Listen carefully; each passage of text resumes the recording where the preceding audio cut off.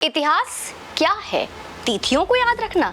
जी नहीं, तिथियों के बीच में कहानी को ढूंढ निकालना, क्योंकि अंग्रेजी में यह एक बेहद लोकप्रिय पंक्ति है, डेविल लाइज इन डिटेल्स, यानी कि जो इतिहास की सच्ची कहानियां हैं वो इन्हीं बीच के पन्नों में छिपी हुई है। आइए आज आपको एक इंटरेस्टिंग फैक्ट बताती हूँ और फिर बताऊंगी उस हिंदू राजा की कहानी जो अद्भुत है, अकल्पनीय है, शौर्य, पुरुषार्थ, गर्व से भरा हुआ है। जानने से पहले आप इस वीडियो को लाइक कर दीजिए।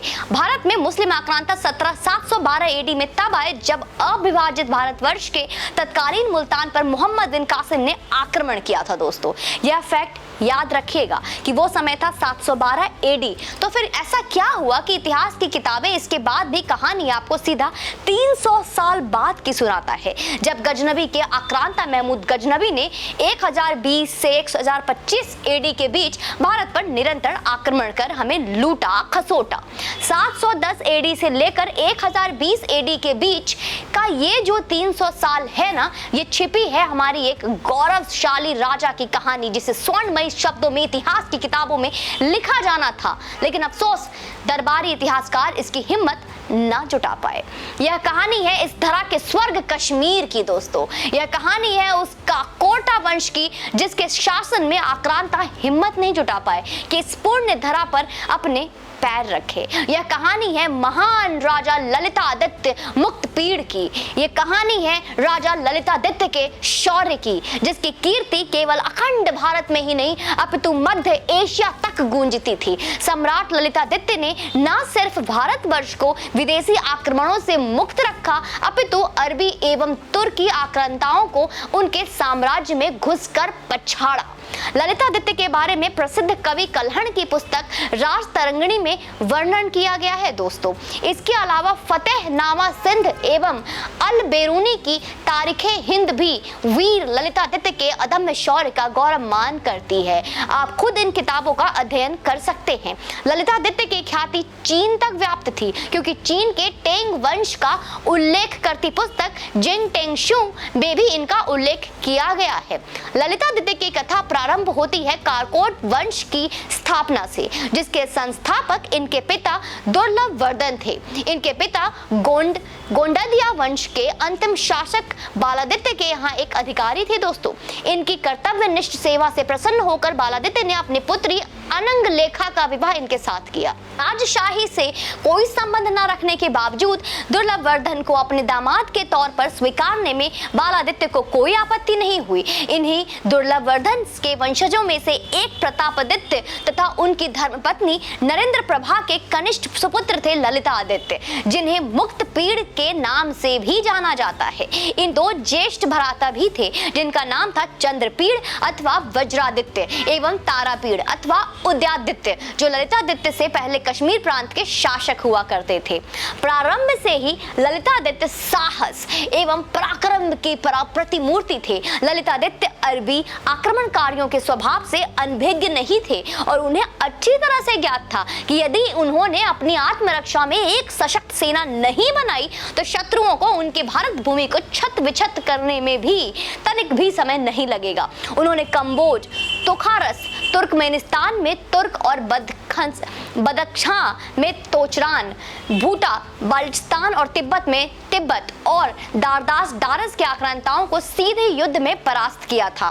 प्रसिद्ध इतिहासकार रमेश चंद्र मजूमदार अपने ऐतिहासिक पुस्तक प्राचीन भारत एंशिएंट इंडिया में लिखते हैं कि ललितादित्य के समक्ष सर्वप्रथम चुनौती आई यशोवर्मन से, जो पुष्यभूति वंश के प्रसिद्ध शासक हर्षवर्धन के उत्तराधिकारी माने जाते थे। ललितादित्य ने यशोवर्धन के राज्य अंतर्वेदी पर आक्रमण किया और एक भीषण युद्ध के पश्चात यशोवर्मन के शांति वार्ता के लिए विवश भी किया। ललितादित्य यशोवर्मन को परास्त करने के पश्चात विंध्याचल की तरफ निकले, जहां उन्हें कर्णात वंश की महारानी रत्ना मिली। रत्ना की समस्या को समझते हुए कर्णात वंश की ललितादित्य ने न केवल विदेशी आक्रमणकारियों से रक्षा की, अपितु उनके समक्ष मित्रता का हाथ भी बढ़ाया। कई लोगों के अनुसार रत्ना कोई और नहीं, राष्ट्रकूट वंश की रानी भवागना ही थी। कई कई लोग कथाओं के अनुसार मेवाड़ के वीर योद्धा बप्पा रावल ललितादित्य के परम मित्र हुआ करते थे और दोनों के साथ मिलकर दोनों ने कई विदेशी आक्रांताओं को धूल भी चटाई थी। विंध्याचल की रक्षा करने के उपरांत पश्चात ललितादित्य ने अपना ध्यान उत्तर की ओर केंद्रित किया। ललितादित्य ने लद्दाख और कुछ पश्चिमी प्रांत तो जब उस वक्त तिब्बतियों के अधीन थे उन पर भी आक्रमण कर तिब्बतियों को पूरी तरह से अपने अधीन कर लिया था। यही वो समय था जब मोहम्मद बिन कासिम ने मुल्तान पर आक्रमण किया था। दोस्तों, अब अरब आक्रांताओं का एकमात्र ध्येय भारत राज्य को इस्लाम के अधीन करना था। अल बरूनी अपनी किताब में ललितादित्य का नाम सीधे सीधे तो नहीं लिखते, लेकिन ये जरूर लिखते हैं कि बुखारा के संचालक मोमीन को कश्मीरी राजा मुथाई ने हराया था। बाद के कई इतिहासकारों ने यह पुष्टि की कि अल बरूनी जिसे मुथाई के रूप में जानते थे वो कोई और दूसरा नहीं बल्कि मुक्तपीड़ स्वयं है, जो ललितादित्य का ही दूसरा नाम था। संभवतः पामीर क्षेत्र का पर उनका अभियान विजयी रहा था। दोस्तों, यहाँ विजयोपरांत के बाद अगले गंतव्य के लिए कूच कर गए और इस बार आक्रमण सीधा अरबों के मर्मस्थान पर था। अरबों पर विजय सरल ना था, लेकिन वीरता से भरे ललितादित्य कूटनीति में भी पारंगत थे। उन्होंने उस समय चीन के शासन की बागडोर संभाले बैठे तांग राजवंश से संपर्क किया और तांग राजवंश को तिब्बतियों और अरबों के खिलाफ की लड़ाई में अपनी ओर मिला लिया। ललितादित्य और तांग राजवंश ने मिलकर तिब्बत को हराया तथा बांग्लादेश समेत कई अन्य क्षेत्रों पर भी नियंत्रण हासिल कर लिया था।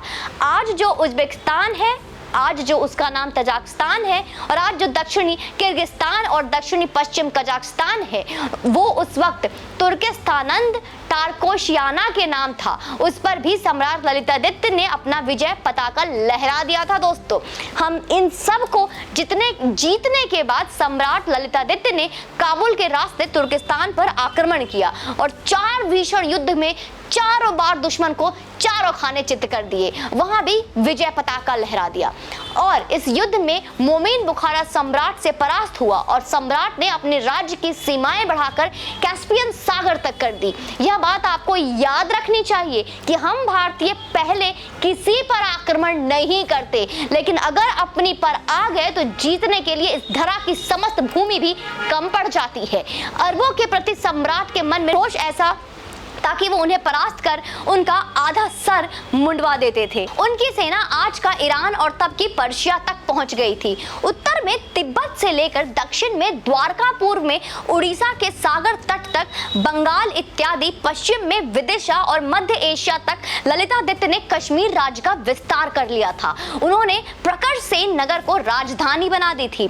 परंतु ललितादित्य केवल दिग्विजय ही नहीं थे, बल्कि वो कुशल योद्धा के साथ साथ एक भव्य निर्माणकर्ता भी थे।